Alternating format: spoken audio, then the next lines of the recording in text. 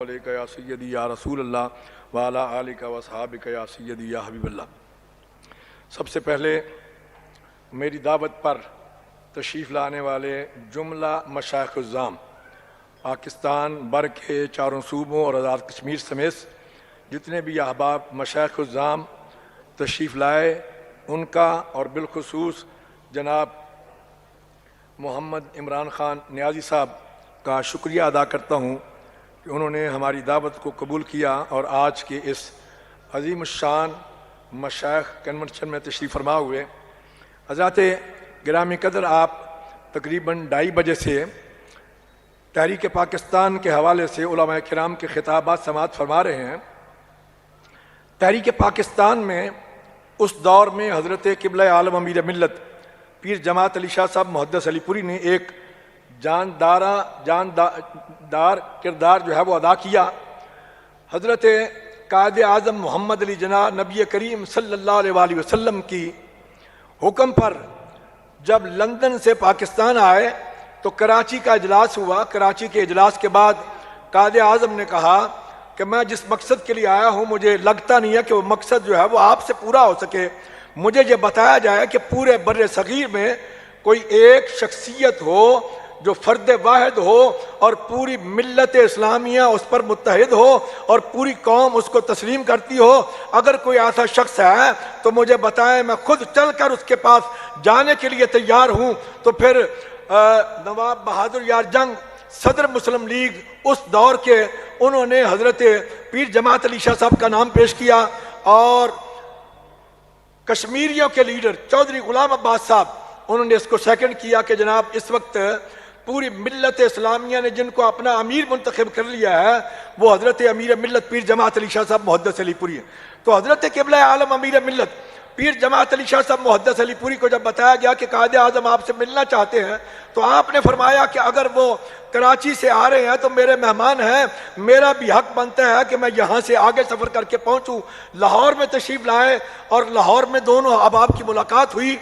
حضرت امیر ملت نے فرمایا کہ قائد اعظم جو کام تم کرنے جا رہے ہو وہ میرا کام تھا، پوری قوم نے مجھے اپنا امیر منتخب کیا۔ میں یہ سمجھتا ہوں میرا بوجھ تمہارے کاندھوں پر آن پڑا ہے، اس لیے میں اپنا فرض منصبی سمجھتا ہوں تمہاری مدد کرنا۔ اب تم آرام سے بیٹھو، میں پورے ملک کا دورہ کرتا ہوں۔ تو حضرت قبلہ عالم امیر ملت پیر جماعت علی شاہ صاحب نے پورے بر صغیر کا دورہ کیا اور قوم کو متحد کیا اور ان کو کہا کہ اس وقت اگر پاکستان بنانا ہے تو اس کے لیے ضروری ہے کہ تم قائد اعظم کے ساتھ ہو جاؤ، مسلم لیگ کے ساتھ ہو جاؤ۔ اور سب سے پہلے آپ نے نعرہ دیا کہ مسلم ہے تو مسلم لیگ میں آ۔ میں اس مسلم لیگ کی بات کر رہا ہوں، آج کی مسلم لیگ کی کسی کی بات نہیں کر رہا۔ اس مسلم لیگ میں حضرت قبلہ عالم نے سب سے پہلے جو جھنڈا ہے پاکستان کا، یہ وہاں آپ نے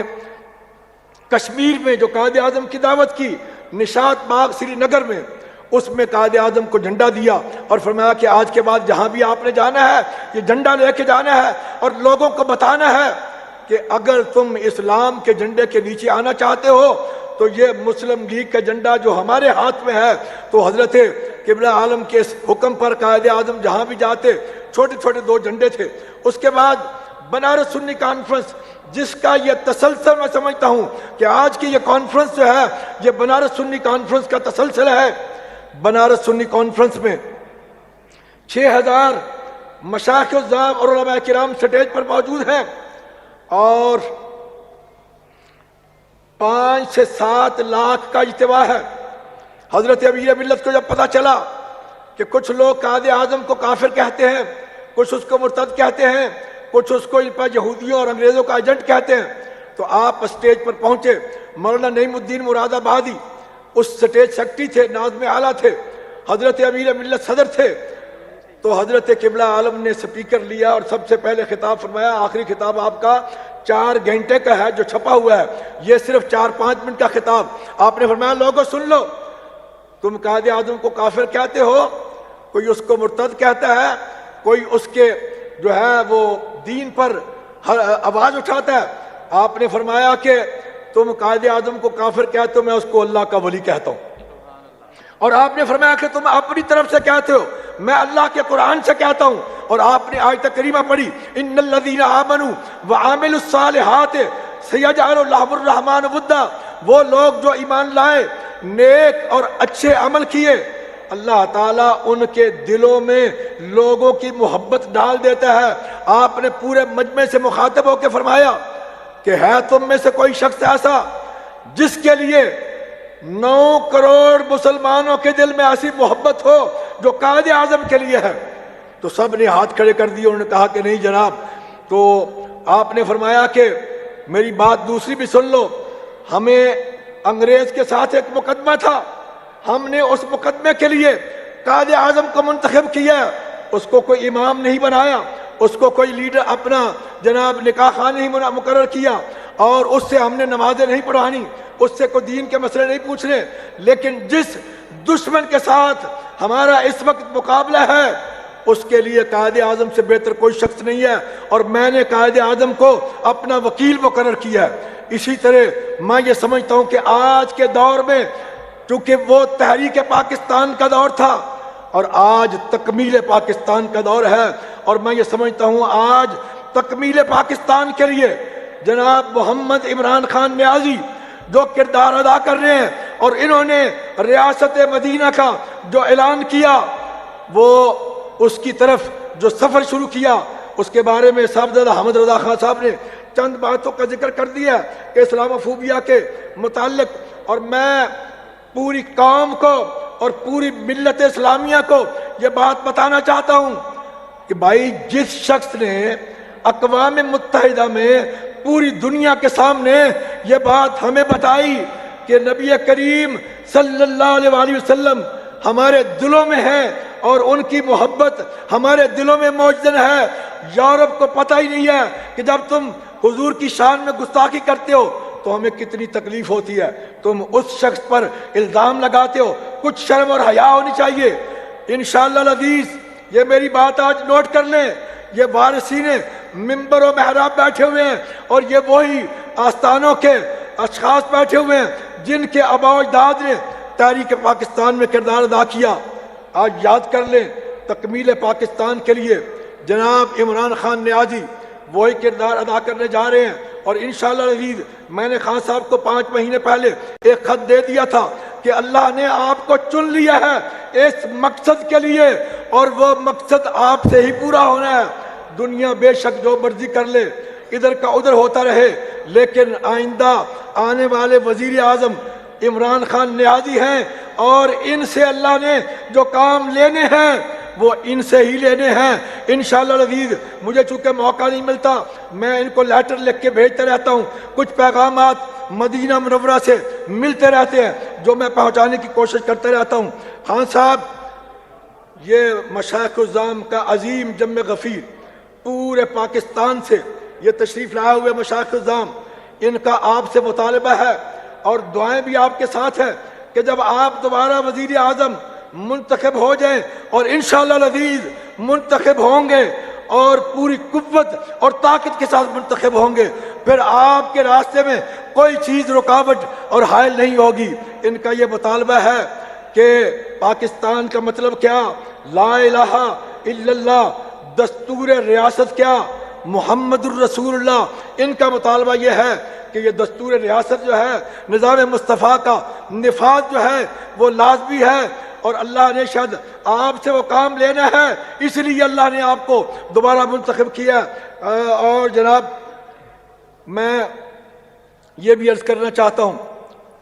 کہ اس وقت جو مختلف بل پاس ہو رہے ہیں، اور اس حکومت نے جو بل پاس کیا، ہم یہ اتنے بڑے حوص سے اس کی مکمل تردید کرتے ہیں، اور ان کو یہ بتانا چاہتے ہیں کہ تم اللہ کے غضب کو دعوت دے رہے ہو۔ اور قاضی خان صاحب سے یہ گزارش ہے کہ KPK اور پنجاب میں آپ کی حکومت ہے، اور آپ ان کو بھی کہیں کہ یہاں اپنے حکومت میں پارلیمنٹ میں یہ اس بل کے خلاف جو ہے وہ قراردادیں جو ہے وہ منظور کریں۔ اور میں یہ سمجھتا ہوں کہ اس وقت جو پنجاب کی حکومت نے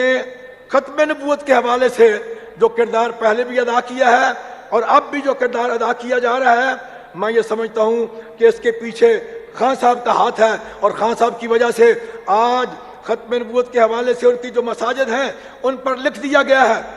حضرات گرامی قدر، مشائخ الزام چونکہ پاکستان کی نظریاتی سرحدوں کی حفاظت مشائخ الزام کا حصہ ہے، اس کے وارث وہ ہیں، اور پاکستان کی ملکی سرحدوں کی حفاظت پاکستان کی مسلح فورسز جو ہیں وہ کر رہی ہیں، وہ ان کا حصہ ہے۔ اس لیے جناب ختم نبوت کے حوالے سے بھی جو خان صاحب کا کردار ہے وہ اظہر من الشمس ہے۔ اس لیے حضرات گرامی قدر، میں خان صاحب کو بار دیگر مبارکباد بھی پیش کرتا ہوں کہ جس طریقے سے انہوں نے پاکستان کا مقدمہ لڑا ہے، اور انشاءاللہ العزیز ان قریب وہ وقت آنے والا ہے کہ خان صاحب سے اللہ نے یہ کام لینا ہے۔ اللہ تعالیٰ میرا آپ کا حامی ناصر ہو۔ میں ایک مرتبہ پھر آپ تمام احباب، مشائخ الزام، علماء کرام اور بالخصوص خان صاحب اور ان کی جملہ ٹیم کا شکریہ ادا کرتا ہوں کہ جو ہماری دعوت پر تشریف لائے۔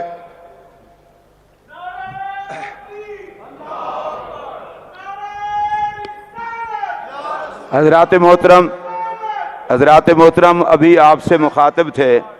آج کے ابھی آپ سے مخاطب تھے آج کے کنونشن کے داعی اور صدر کنونشن۔ اب میں اپنے جس معزز مہمان کو دعوت خطاب دینے لگا ہوں ایک خاص شکوے کے ساتھ کہ